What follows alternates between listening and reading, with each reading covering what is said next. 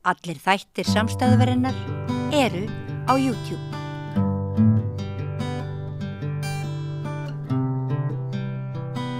Já, við ætlum að halda áfram umfjöllun okkar börn. Í dag ætlum við að ræða geðheilsu þeirra og tengsl geðheilsu við mat, líkamlega næringu og hvaða áhrif hún hefur á andlegt eldsneyti okkar og ekki síst barnanna okkar. Velkomin, Vigdís M. Jónsdóttir, þú ert sálfræðingur. Já. Og þú hefur svolítið verið að beita þér fyrir því að segja okkur frá því að við þurfum þegar við erum að ræða mikinn fjölda raskana hjá börnum og vonda geðheilsu margra barna. Þú hefur verið að koma sem sagt með mjög svona veraldlegt jarðbundið innlegg í þetta. Sem það að við gleymum að pæla sem skildi í því hvernig börnin okkar eru að borða og hvaða áhrif það hefur á heilsu þeirra. Nákvæmlega. Og bara takk fyrir þessa greinar, ég lesi 2 greinar frá þér á Vísi og síðari greinin þú skrifaðir hana innblásin af færslu Gríms formanns geðhjálpar Atlasonar sem rifjaði það upp fyrir skemmstu þegar við vorum öll að ræða fjölþáttaógnir að enginn hefði ennþá dáið úr fjölþáttaógn hér á landi en 752 Íslendingar látist á síðustu 10 árum vegna geðheilsu vanda, sjálfsvíga og lyfja eitrunar. Einmitt. Þannig að ég ætla að gefa þér orðið núna og byrja á því að spyrja hvað ættu börnin okkar að vera að láta ofan í sig og hvað hefur það mikil áhrif á andlega líðan þeirra að þau séu ekki að næra sig sem skildi? Í stuttu máli myndi ég segja og það kannski eitthvað sem að við vitum öll og mjög basic þekking að þau eiga að vera að borða helst engan sykur, mun minni kolvetni, sérstaklega sleppa þessum einföldu kolvetnum og öllum unnum mat og kannski langar mig að segja frá því hvernig ég svona fór inn í þetta svið sem að heita efnaskiptageðlækningar eða metabolic psychiatry sem svona tiltölulega nýtt svið. Endilega. Þar sem að þær að fjalla raun og veru þar sem að veldur geðröskunum og þar sem að kveikti svona í mér í varðandi greinina Gríms bara þessi fjöldi sem að glíma við alvarlegan vanda og virðast ekki vera að fá hjálpina sem að það þarf. Þá þetta svið að skoða rótvandans, hvað það sem að valda geðröskunum og samkvæmt efnaskiptageðlækningum þá eru geðraskanir efnaskipta sjúkdómar heilans. Já. Og það sem það þýðir einfaldlega að frumurnar í heilanum ekki að vinna nægilega vel úr glúkósa sem að flestir keyra á, þar að segja glúkósa sem kemur úr kolvetnum. Já. Og þegar að hvatberarnir starfa ekki nægilega vel, þar að segja þeir fá ekki orkuna sem að þeir þurfa að geta ekki unnur úr glúkósunum, þá verður ekki til orka eða ATP. Og á sama tíma og afsakið sé að verða svona fræðileg fyrir mér var þetta svo mikilvægt að skilja alveg til hlítar til að sannfærast að ég þyrfti að breyta mataræðinu mínu. Þannig að þegar hvatberarnir starfa svona illa og heilin að svelta og boðefnastarfsemin jafnframt verður fyrir ójafnvægi, þar að segja serotonín, dópamín og öll þessi boðefni, GABA og glútamat til dæmis. Það verður ójafnvægi í þessum boðefnum og mismunandi eftir fólki hvað sem fer í ólag sem að skýrir þá mismunandi birtingamyndir einkenna. Það að segja hvort þú verður þunglyndur, kvíðinn, ferð ADHD, ferð í geðrof. Og þetta kerfi sem við keyrum á, þetta orkukerfi, ef þú ert með heilbrigð efnaskipti, þá þetta ekkert mál. Frumurnar bara vinna úr glúkósanum og það verður til ATP og heilin bara virkar og það margir þannig, en síðan þessi hluti fólk sem fær geðraskanir og reyndar tengist slæm efnaskipti eða efnaskipti sem í ólagi tengist bara fjölmörgum öðrum sjúkdómum. Ég svona aðeins að einblína á geðraskanir að þá hægt að skipta orkugjafa. Og þegar að fólk gerir það, fer að nota ketona, þar að segja þegar að borðar meiri fitu, mjög lítið á kolvetnum, sumir borða engin og það svona einstaklingsbundi hversu mikið á kolvetnum þú getur borðað. Ég hef lesið greinar sem segja að þú þarft kolvetni. Af hverju? Nei, ég bara man ekki rökstuðningin. Ég skal segja þér, já. Ég hef nefnilega rekist á þetta og ég var á námskeiði núna nýlega fyrir fagaðila þar sem að þetta var útskýrt. Þú þarft engan glúkósa eða þar sem að kolvetnin gefa þér. Af því að þegar að líkaminn fær engan glúkósa eða kolvetni, þá myndar hann sinn eigin glúkósa. Sem þýðir að þegar þú ert í ketósu, þá alltaf fullkomið magn af glúkósa í líkamanninum af því að líkaminn framleiðir það sjálfur. Það mann kannski að rugla saman einhverju millibilsástandi sem að það sem fólk finnur fyrir óþægindum eða... Ég veit ekki hvað þessi viðkomandi áttu við nákvæmlega en millibilsástandi sem að þú átt við ertu þá að tala þegar skipta sig yfir. Já. Þú ert að tala ketoflensuna sem að sumir upplifa algjörlega. Ég nú ekki sérfræðingur í þessum fræðum. Aldrei prófað sjálfur. Ekki mikið. Nei. En það vel hægt að komast hjá henni til dæmis með því að drekka nægilega mikið af elektrolítum og það svona nokkra strategíur. En elektrolítarnir svona það helsta sem að fólk að klikka á þegar það fer í ketósu. Það semst til hópar fólks í heiminum sem að borða engin kolefni og verða hamingjusamir og gamlir og hraustir. Já. Algjörlega. Ég búin að vera á þessu fæði, við getum farið út í það seinna kannski. Nei, komdu bara með það núna. En já, ég fór að skoða, ástæðan fyrir ég var svona upptekin af þessu, var bara af því að lenda sjálf á vegg.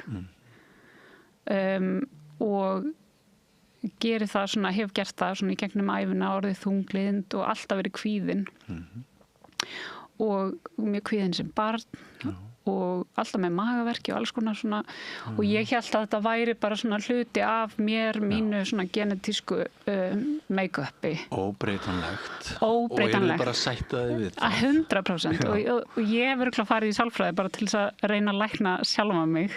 Mér skilst það þessi ekki óalgengt. Það eitthvað svona me-search í gangi og ég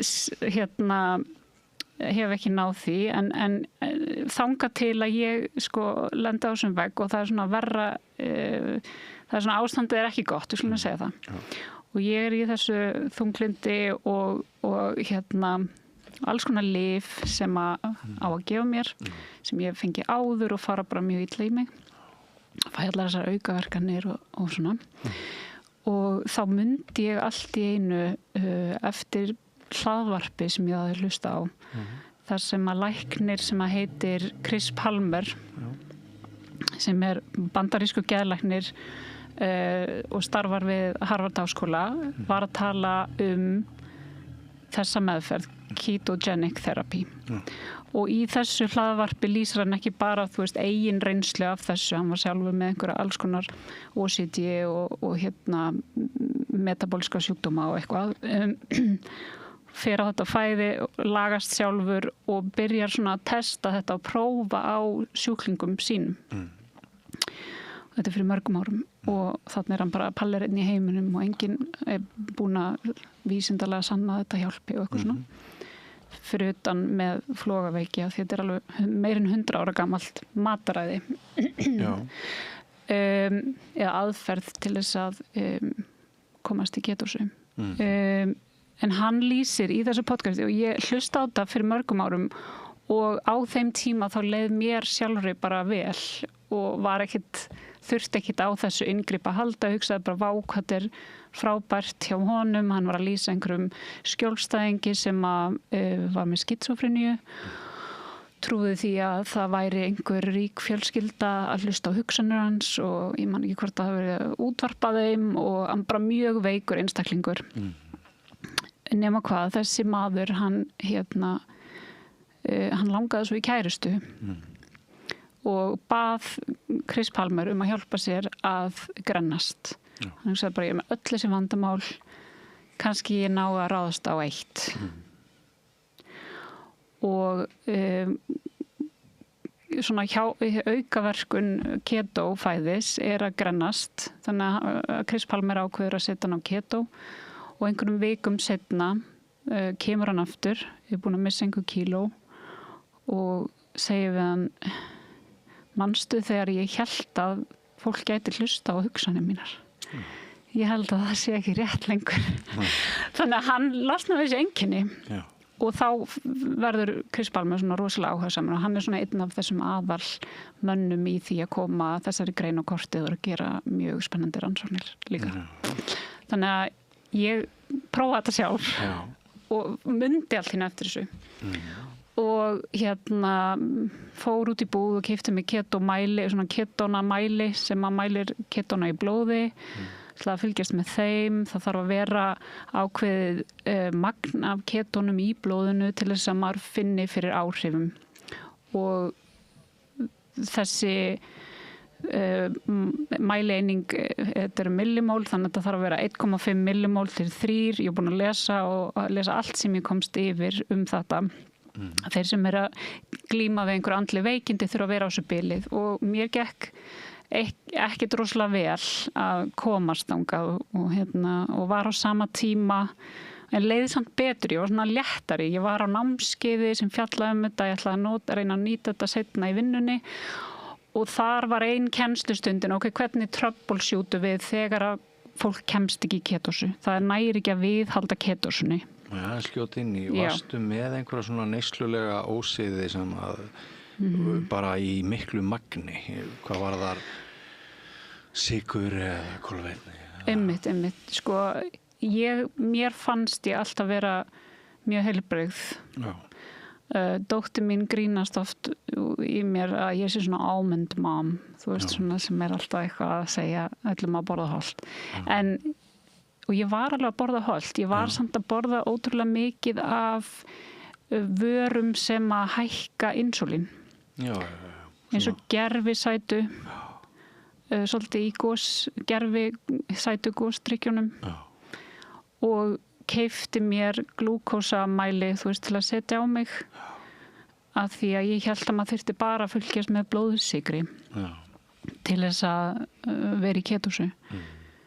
Ég kemst að því að, og í þessum tíma er kennarinn að lýsa því, hún heitir Dr. Georgia Eid og er líka menntuð í Harvard og geðlæknir og með þessi námskeið, hún segir, jafnvel þó að þú fáir ekki blóðsykurspæk, þá er insúlínið samt að hækka, sem að þýðir það að þegar insúlínið þitt hækkar, þá lækkar ketónalevelin, og það getur verið vandamálið og þetta getur gerst þegar þú borðar mjólkurvörur,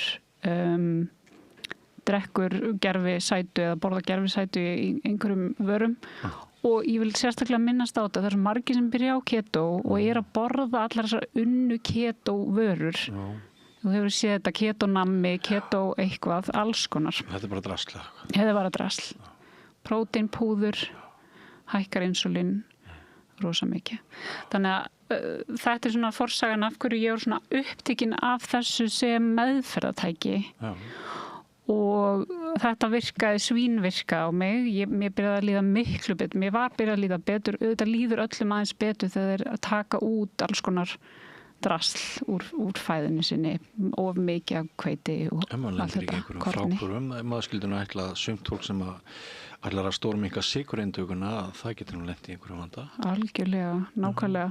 Og þegar ég er að gera þetta með fólki, þá vil ég helst að viðkomandi gera það mjög hægt.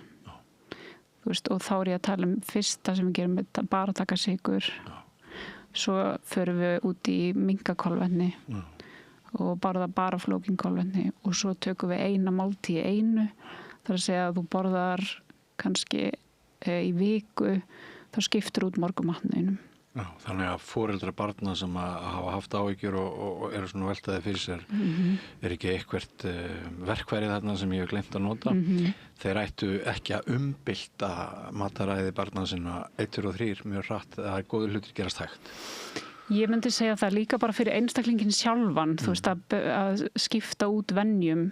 Það er kannski best að setja sig ekki upp fyrir failure frá byrjun. Þú gerir allt úr stóra breytingu. Ekki nema þú sért það veikur einstaklingur að þú ert komið með algjört ógeð á þínum einkennum. Já, svona eins og þegar alki hættir að drekka í örvæntingu. Algjörlega. Bara fer á botnin Algjörlega og ég fengi þannig fólk til mín sem að það er ekki séns að ég byrji og þetta taki 4 vikur. Ég vil komast í ketos á morgun. Og það er bara til ég að fasta þangað til að ketóninni koma og fara beint á karnívor sem er svona mest ekstrím en hollast. Já, sko ég hef tilfinningu fyrir því, já nú ennþá barn í grunnskóla sko, þótt ég sé nú gamall eins og grunnum á sig á og ég er svona, maður er fylgst með börnunum mínum áratugaskeið. Já. Tilfinningu fyrir því núna að það sé mjög mikið svona instant neyslumenning í gangi. Þar sem að eiginlega sko burðurinn í fæðunni sé þessi efni sem að þú ert að segja að séu ekki góð. Já, próteinstykki, próteinduft, rosa mikið prótein, gerfiprótein. Rosa mikið einhverjum gerfisætu eitthvað. Þetta er svona áhrifafæða búm og en getur sem sagt svo lengri tíma áhrif geta orðið bara stórlöskuð geðhelsa. Heldur betur og þetta hefur með efnaskiptin að gera. Þannig að þú ert að skemma efnaskipta heilsuna þína ef ég get komist svo orði með því að vera alltaf að bomba kerfið með alls konar sykri og allt og miklum gerfiefnum og sífellt farið í þessar sveiflur, blóðsykur sveiflur þar sem þú ert að spæka og fara niður og spæka og fara niður. Þannig að markmiðið í raun og í stuttu máli ef að foreldrar hugsa börnin sín þá myndi ég segja fyrst og fremst að byrja með sjálfan sig og hugsa, þú veist, hvernig ég held að það sé ekki vænlegt til árangurs sem foreldri að ætla að breyta venjum barnsins síns ef það ætlar ekki að gera það fyrst sjálft. Og markmiðið hjá bæði foreldrum og börnum er að halda blóðsykri lágum og insúlíni lágu og þeir sem eru kannski ekki að díla við einhver svakalega geðræn vandamál geta haft það að markmiði og farið síðan í ketósu af og til. Að því í ketósu þá eru mitokondriurnar að endurnýja sig, það er að henda út þeim sem virka ekki og laga þær sem það þurfa að laga. Þetta er eins og að fara með bílinn sinn í viðgerð, getur við sagt. Þannig að það er hægt að gera það bara svona af og til og ég myndi segja að það væri bara það ættu allir að gera það. Það þurfa ekkert allir að vera á keto. Ég er meira svona fókusera á þennan hóp fólks sem að Grímur er að nefna, sem er með mikinn vanda og ég vil helst fá fólk til mín sem hefur reynt allt. Rannsóknir sýna að í grunnskólanum þá líður stúlkum verr en drengjum. Veistu hvort það hafi verið gerðar einhverjar samanburðar rannsóknir á neysluvenjum kynjanna? Nei, en það er mjög áhugaverð spurning. Mjög. En ég veit það ekki. Nei. Það sem við vitum er að við erum að eyða mjög mikilli orku, tíma og fjöldi rannsókna sem er í gangi núna í fræðasamfélaginu áhrif til dæmis internetsins á heilsubarna, geðheilsubarna. Við höfum rakið einmanaleika og ótta og kvíða og alls konar neikvæð andleg fyrirbrigði til þeirra breytinga sem orðið hafa á samfélaginu og við foreldrarnir vissum ekkert hvernig við ættum að meðhandla því að þetta var fordæmalaust. átti maður að vera strangt foreldri, hvað átti barnið að vera gamalt eða fengi aðgang að öllum þessum heimum sem eru í símunum og svo framvegis. Við erum bara búin að einhvern veginn búin að vera að hérna, má segja þetta sé sko slembilíf sem við höfum lifað. Þetta er bara tilviljun einhvern veginn því að það var engin manual, það var engin forskrift. Við vissum ekki hvað var að gerast. En sem sagt, manni dettur í hug núna af því að internetið og samfélagsmiðlarnir og allir þessi sökudólgar hafa verið nefndir til sögunar og mikil orka farið í þetta að jafnvel það sem þú ert að ræða. Þurfum við að ég veit að við þurfum líka að velta fyrir okkur áhrifum internetsins og alls þess en er þetta bara jafn mikilvægt jafnvel að þínu mati að rýna næringuna matinn? Ég myndi segja að við ættum öll að byrja þar að því allar hegðunarbreytingar eru auðveldari ef að heilin er að fá þá orku sem hann þarf. Heldur allar þessar greiningar sem eru í dag? Já. Er það vegna þess að við erum núna í svo vísindagóðu samfélagi að börnin fái greiningar? Voru sem sagt börnin, ef við hefðum átt sömu tækni fyrir 50 eða 100 árum, sumir segja að hérna stóri munurinn á því þegar einhverja tölur fara upp síðan við séum bara að mæla og fylgjast og vakta. Mæla meira, já, einmitt. Heldur þetta sé, hérna,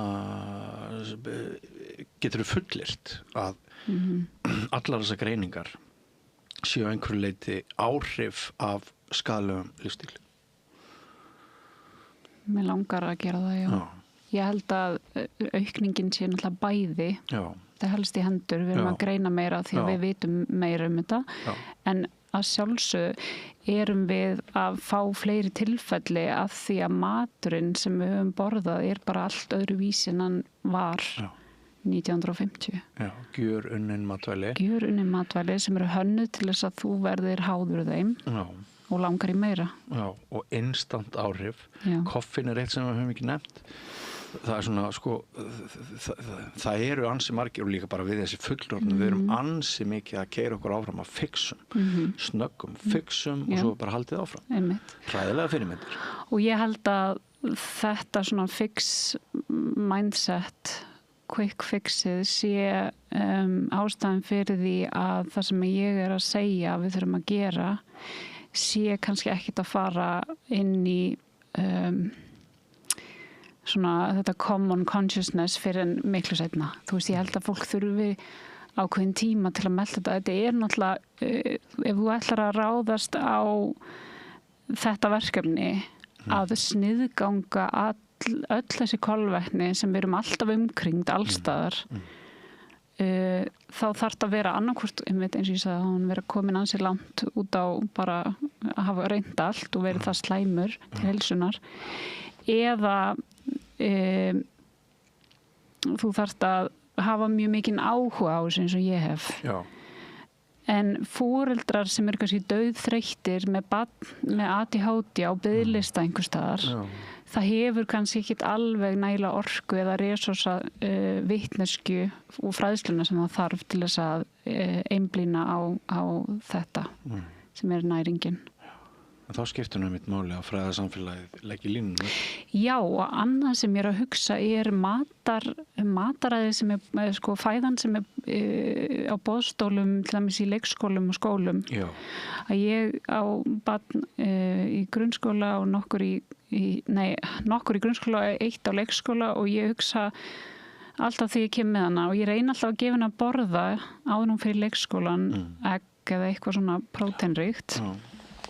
Og helst smjörklípu og eitthvað svona að því þegar ég kem með hana það sem er í boði er havragrautur, cornflakes og Cereos og allt þetta hækkar blóðsykurinn mikið.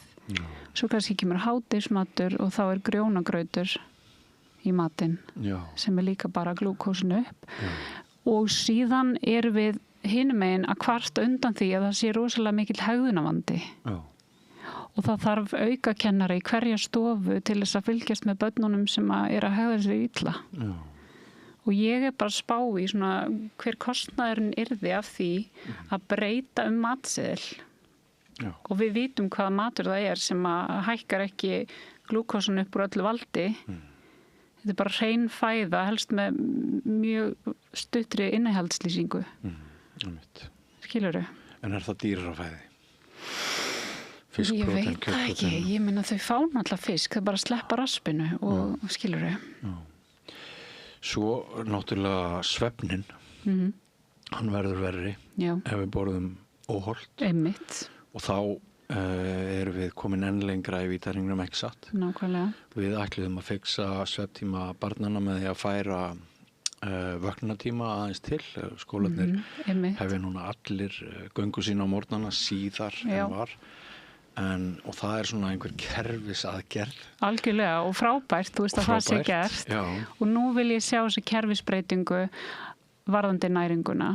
Líka í grunnskólum og það sem að þarf líka náttúrulega að gerast er að tengja, þú veist, að fara að tengja mataræði við líðan og í námi sálfræðinga allavegis. Já, er ekki mikið þetta þar. Ég meina það er engin tími eða ekkert námskeið sem fjallar næringu og áhrif þess á geðheilsu og núna þegar þetta svið er komið fram, metabolic psychiatry, efnaskipta geðlækningar, þá væri ráðlagt að búa til námskeið þar sem þetta er beinlega bara partur af grunnnámi allra þeirra sem að vilja læra sálfræði.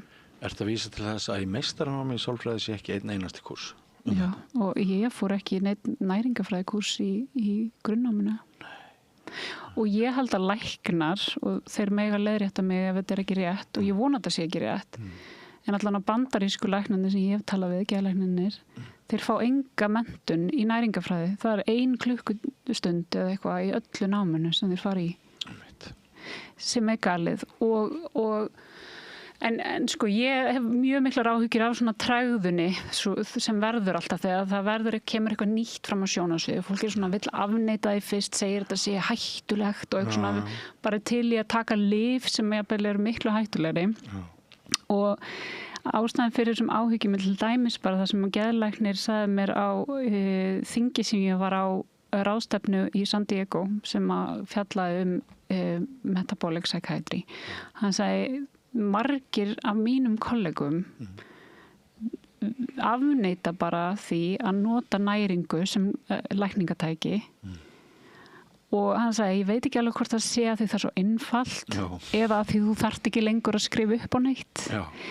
Eða hvort þeir líði eins og þeir hafa ekki þurft að fara í allt þetta nám eða...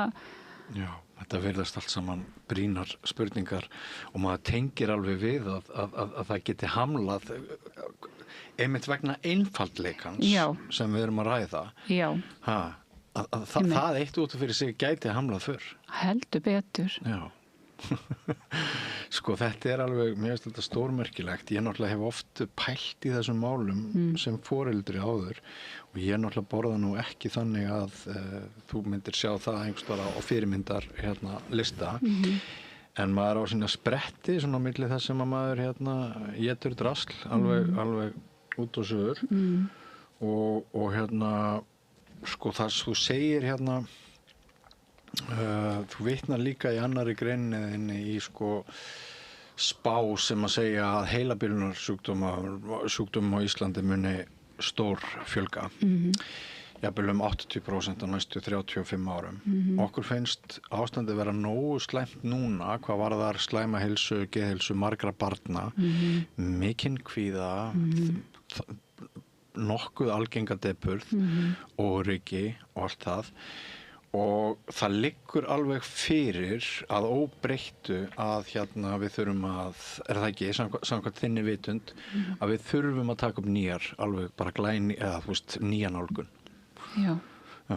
Og ég myndi vilja, og ég veit ekki alveg hvort að þetta var í fréttum daginn þar sem að formaður Læknafélagsins kom fram og sagði, bara staðan er hræðileg og allt þetta. Ég veit ekki, og mér finnst endalaust í fréttum vera svona hræðilegar tölur og kerfið mun ekki ráða við þetta og við sjáum að það ræður ekki við það núna. hvort að, og ég er forvitin að vita að því ég hef ekki lesið eina einustu grein með neittni lausn, hugmynda lausn. Já. Og ég er í þessum problem solving gír og myndi vilja fá fleiri með mér í hann og vona náttúrulega að einhverjir áhugasamir fagaðilar hafi samband við mig varðandi þetta. Ef að fólk hefur áhuga á því að fræðast meira og geta notað þetta í starfi sínu og geti bent þeim á ýmsar leiðir. En og þetta þarf að ná alveg niður í bara sveitarstjórnir, sveitarfélögin. Já. Er það ekki? Heldur betur og ég veit ekki hvort að landlæknir eða heilbrigðisráðherra sé með eitthvað á teikniborðinu, einhverja lausnir. En ef að þetta er, eins og vísindin segja, er rót vandans, þá er engin önnur leið en að fara þessa leið. Og ég bara fullir það hér. Þetta heima í námskrám í skólum, telur? Já. Og það þarf að þjálfa heilbrigðisstarfsfólk á öllum stigum. Á öllum stigum, að þetta tengir svo mikið fleiri sjúkdómum heldur en bara geðröskunum, skilurðu. Þannig að efnaskipta heilsa skiptir gríðarlegu máli,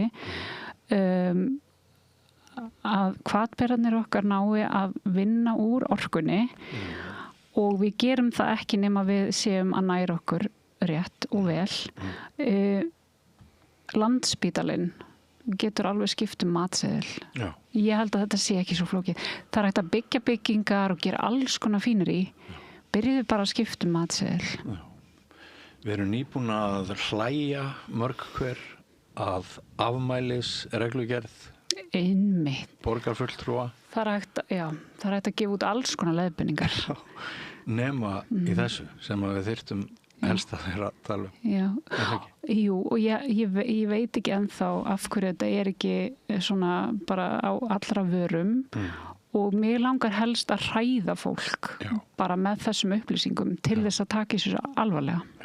En flestir þurfa að verða mjög veikir fyrst til að taka þessu alvarlega og það er það versta. En það er líka svolítið skuggalegt sko, margir foreldrar þeim finnst svolítið einbeitingarleysi hjá börnunum og eins og ég segi, við höfum verið að kenna internetinu og allt það. En við erum það er eins og við viljum það, frekar en að rýna fæðið og áhrif fæðisins. En svo er þetta náttúrulega mjög oft bara hreinlega fákunnátta og við erum náttúrulega ekki að lesa innihaldslýsingar á neysluvöru dagstæðlega. Nákvæmlega, og þetta er alveg rétt hjá þér sko. Ég held að allavega margir sem eru hjá mér og ég stingu upp á þessari aðferð, að breyta næringar innihaldinu og því sem við komandi að innbyrða, þá segir fólk mér yfirleitt, ég er bara að borða frekar holt, en það er ekki með upplýsingar það hvaða nákvæmlega það þarf að gera.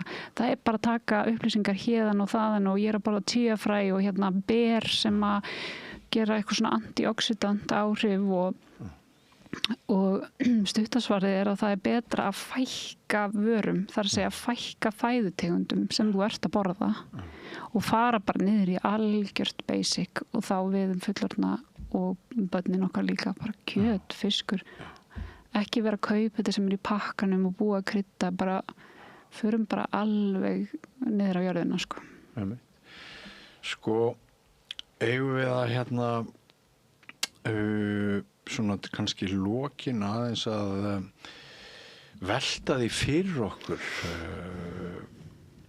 hvað megi skýra mikla óhamingju og mikla vanlíðan með röngu mataræði bara sem að snýst eiginlega bara upp í andhverfu sína í stað þess að næra börnin þá bara eitrum við fyrir börnunum okkar sko.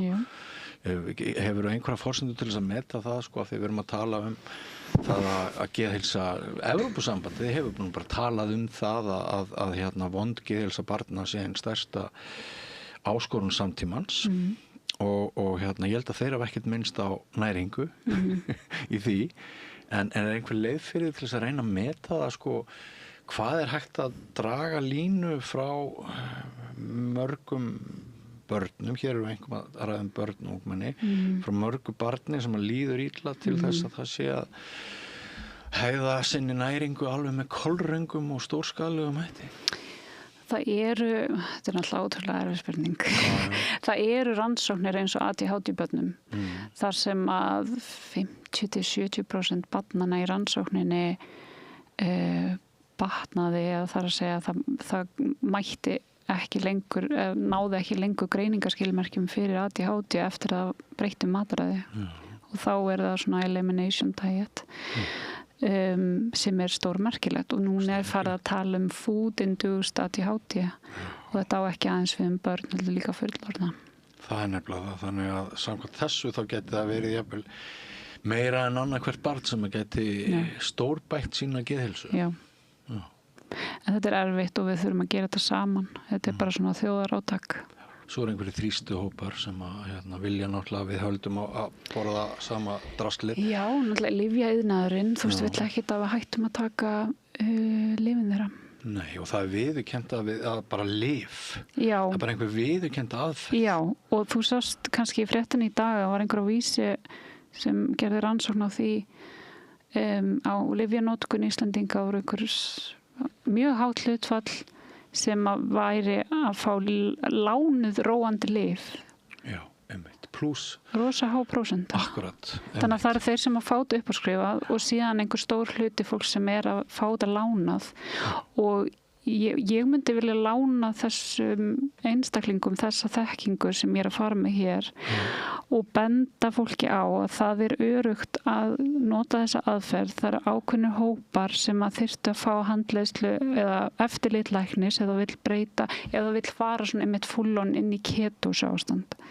Þannig að það óhægt að breyta matræði ef þú vilt fara í ketósu og þú ert á ákveðnum lyfjum sem að eru nokkur geðlyf, þetta eru blóðþrýstingslyf og einhver fleiri lyf, þá þarftu að tala við sérfræðing.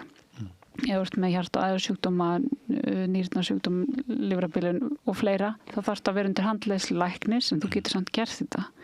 Þannig að fyrir alla hina að prófa þetta ef ekki bara í 2 vikur að testa og sjá hvernig þið líður. Og þú hefur ekki hagsmuni, þú ert ekki stærsti bacon framleiðandi af Íslandi. Ég ekki Ali prinsessa. Nei, þú ert ekki Ali prinsessa? Nei, ég ekki Ali prinsessa og ég ekki, þetta pjúra hugsjón. Já, einmitt. Svo sannlega umhugsunarvert og huguvekjandi og já, ég verð bara viðurkenna það að ég svolítið slegin. Já. Og það kannski ágætt, eins og þú sagðir. Hvað var það sem sjokkar það mest? Ég held að sé aðalega andvaraleysið. Já. Mitt eigið andvaraleysi. Ég held bara að takið á mig í þessum málaflokki, sko. Já. Og það að ég hafi beint spjótum mínum of í aðra ráttir. Sömbar kannski langsóttari.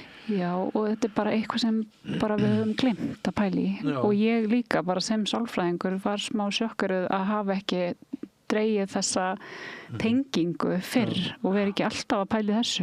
Þetta gæti verið augnablik fyrir vonandi einhverja hlustendur og áhorfendur sem að fylgjast með þá. Vona það innilega og ég ekki að segja að við sem sálfræðingar séum ekki lengur að nýta hefðbundna meðferð. Það bara verður allt miklu auðveldara þegar fólk að næra sig með góðum hætti. Já, og af því að við berum ábyrgð á næringu barnanna okkar, þá greinamunur á því og að við séum sjálf að eyðileggja okkar líf með vondum neysluvenjum.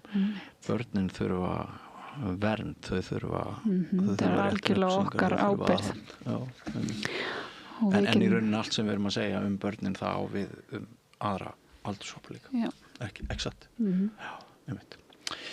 Heyrðu, Vigdís M. Jónsdóttir, sálfræðingur, takk fyrir komuna. Fyrsta skipti sem þú kemur hingað að Rauðaborðin. Ég vona að ég sjá þig bara oftar síðar. Takk fyrir að bjóða mér. Ekki fara langt, kæru hlustendur og áhorfendur. Við höldum áfram með Rauðaborðið eftir andartak. Ódýr og öflugur miðill 40.000 manns sjá eða heyra þætti samstöðvarinnar í hverri viku. Ef þú vilt auglýsa, sendu póst á samstöðin.is. Við lifum á tímum þegar þörfin fyrir opna og gagnrýna umræðu brýnni en nokkru sinni fyrr. Ég heiti Ólína Kjerúlf Þorvarðardóttir og ég styð og vel samstöðina, sjálfstæðan og óháðan fjölmiðil.